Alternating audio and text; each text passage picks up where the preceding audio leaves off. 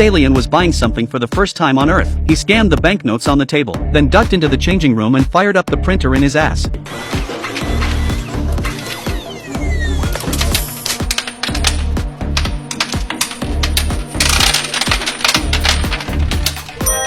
After changing out of his plain white suit, he walked through the crowd less conspicuously. The alien had just successfully landed on Earth. He may have looked human, but in reality it was a humanoid ship called the Dave. The real alien was hidden inside and controlled the ship's every move. The damage caused by the landing was minor and the ship automatically repaired its appearance and set off on its mission. The purpose of this visit to Earth was to plunder the water and create energy to save their planet. But when they landed, they accidentally lost the seawater collector. If they don't get it back in time, their race will perish. To hide his identity and enter human society to find the collector, Dave begins to learn human behavior, but his stiff movements and flamboyant expressions make him look out of place everywhere. While crossing the street, he was hit for not looking at the signal. The woman driving the car rushed up to check on him. She was at a loss as to what to do. At that moment, the man on the ground suddenly sat up. She saw his ankles bent at 90 degrees and then she thought to call an ambulance. But when she came back, the man had suddenly disappeared. At that moment Dave was stumbling into the alley and found a corner to stand on after. The alien opened the hatch over his ear and landed on the ground to start repairing the hull while the rest of the ship started its system self-test. The ship will collapse in 48 hours because the impact was so bad that the shields were not opened in time. In the meantime, Jenny was about to tell her son Jack about the collision when she got home. When she turned her head, she saw Dave downstairs and rushed out to ask him how he was doing. So as not to arouse suspicion, Dave accepts the invitation to come to Jenny's house. Although the man was behaving strangely,